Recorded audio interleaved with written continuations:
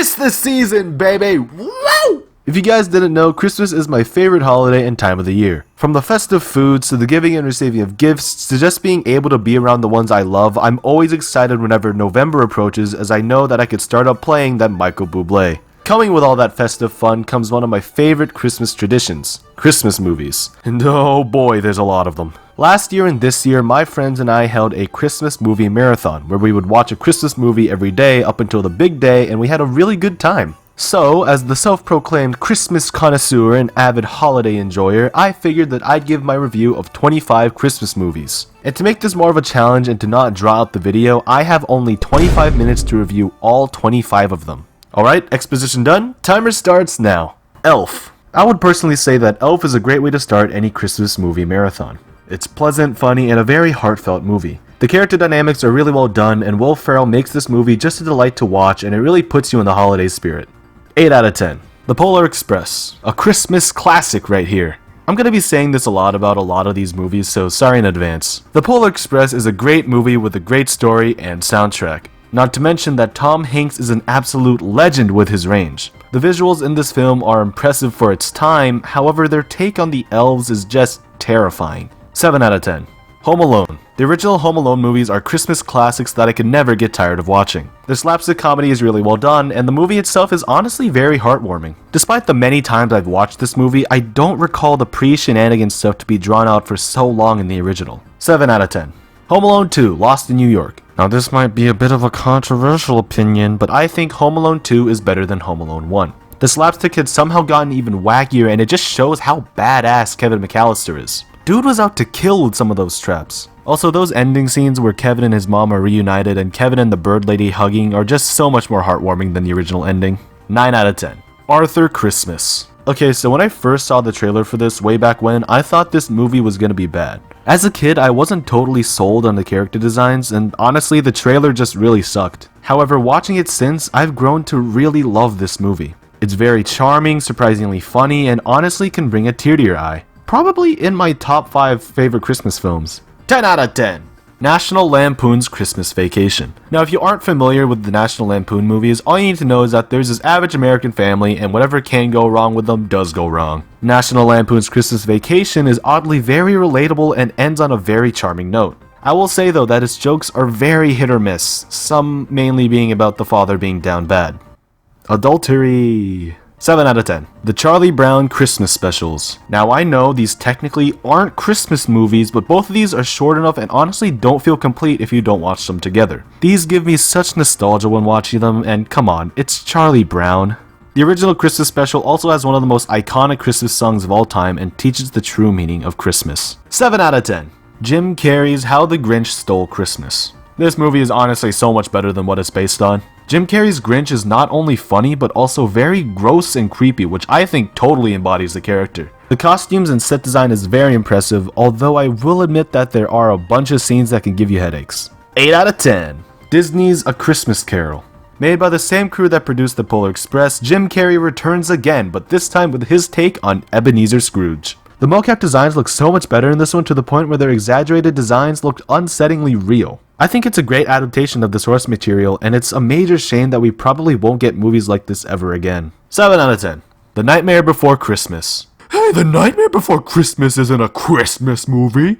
Tim Burton said so. Alright, first of all, I don't give a damn what Tim Burton says. Second of all, the movie literally has Christmas in the title and takes place during the Christmas season. Third of all, screw you. Timer back on. The Nightmare Before Christmas is obviously a great watch. From its beautiful sounds to Tim Burton's classic, stunning stop-motion work, this is probably one of Disney's best movies. Though debates still stand whether or not this is a Halloween film or a Christmas film, why can't we just compromise and say it's both, as it deservingly earns it? 9 out of 10. SpongeBob SquarePants, Christmas Who, and It's a SpongeBob Christmas. I'm breaking the rules again as these aren't exactly movies, but similar to Charlie Brown, it would just feel wrong if I didn't include these. Unlike Charlie Brown, I do feel like Christmas Who is better than It's a SpongeBob Christmas. Though I love the Rankin Bass inspired style, It's a SpongeBob Christmas does not have an as charming story as Christmas Who. But both are still good watches and are really good Christmas specials. 8 out of 10 and 7 out of 10 respectively.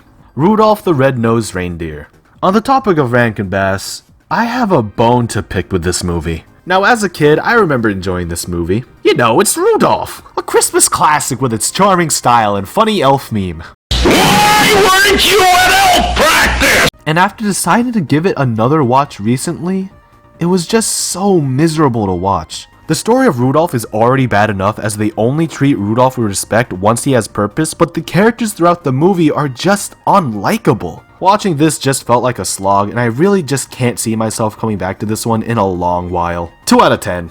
The Muppets Christmas Carol. A different take of A Christmas Carol for sure, as it has our favorite Muppets included. As charming as it was, I kind of found this version a bit dry, even with the inclusion of the Muppets. Yeah, the songs were fun, and anything with the Muppets makes it 10 times better, but I don't know, something about this just didn't click with me. 5 out of 10. Alright, so I'm gonna quickly pause the timer to explain something really quick. After doing research to create our marathon list, I discovered that a certain actor had made enough Christmas movies to make up an entire school week. And that actor is none other than Tim Allen. So, with my insane brain, I decided to put them all together, back to back, to form one whole week of Tim Allen Christmas movies, to what my friends and I dub Tim Allen's Christmas Spectacular. Thus, please enjoy the next set of reviews as I introduce you all to Tim Allen's Christmas Spectacular. The Santa Claus. We start off with a banger film that revolves around Tim Allen being a deadbeat dad and eventually becomes the Santa Claus we know and love today. This Christmas classic is honestly pretty good and is pretty much the definition of Christmas spirit. You can't get any better or more classic than this. I do have to say though, Charlie's mom and Neil are literally the worst parents ever in this one. I hate them with a passion. Just let the kid believe in Santa Claus, you dumb f- 7 out of 10.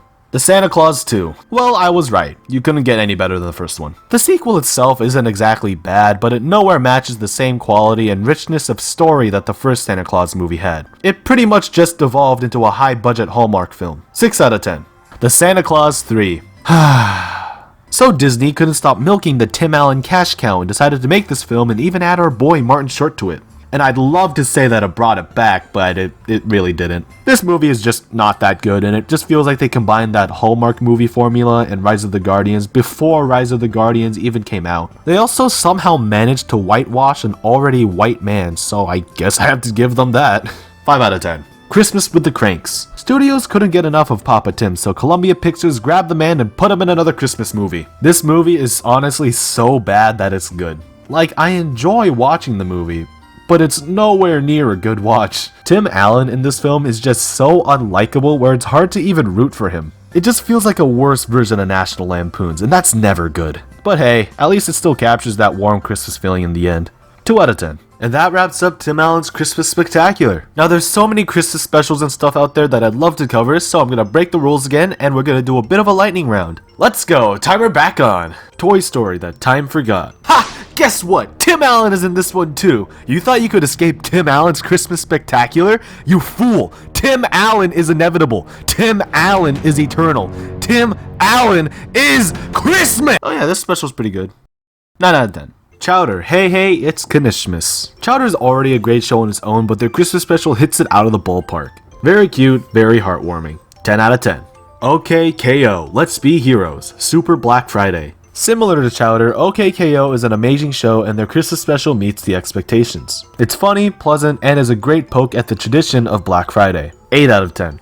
Bob's Burgers. Bob Rest Ye Merry Gentle Mannequins. This is Bob's Burgers' first Christmas special and it follows their normal formula but still manages to make it hilarious with that holiday charm. It's honestly surprising it took them 3 seasons to make a Christmas special. 8 out of 10. Phineas and Ferb Christmas Vacation. It's really weird seeing a Phineas and Ferb thing that doesn't take place over the summer, but it's still great. The humor is top notch and the music has that Christmas feel while also maintaining the Phineas and Ferb style. 9 out of 10. Alright, speed round over. Time for the final and my top 3 favorite Christmas films. Tokyo Godfathers. Going into this one, I had no idea what to expect, but my expectations were somewhat low. An anime Christmas movie sounded cool, but I was very wary of it. Man, was I surprised with what I got. Tokyo Godfathers is a unique take on the story of the 3 wise men, except in this movie it's not 3 men, but rather a disgruntled alcoholic man, a runaway teenage girl, and a transgender woman all taking care of an abandoned baby. Oh yeah, and they're all homeless. This movie is the definition of a roller coaster of emotions, as you can be laughing one moment to watching a scene that covers a very serious topic the next. And it's good.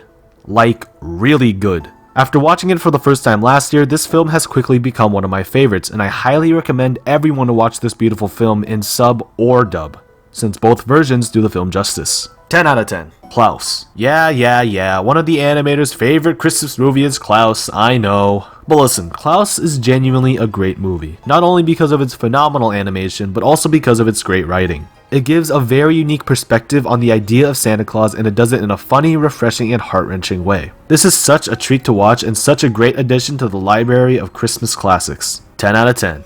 A Christmas Story. There's a reason why this movie plays for 24 hours straight on TBS, and that reason is because it's so good. This movie is super funny and is one of the best portrayals of childhood, especially Christmas childhood. They accomplished this too, even with the movie taking place in the 1940s. A Christmas Story is the definition of a perfect Christmas movie, being relatable for people of all generations, having great humor, and keeping the warmness of the holiday season. And because of all that, this is my favorite Christmas movie of all time. 11 out of 10. And that's 25. I know that some of them weren't exactly movies, but I still got 25 reviews in, so shush. For anyone wanting a comprehensive ranking of my reviews, here you go. I definitely missed a lot of movies, and I'm sure that I'm gonna get a lot of comments telling me that, so if you guys want me to do this again next year, let me know. That's all I have for now, so Merry Christmas everyone, and I hope you have a happy holiday season.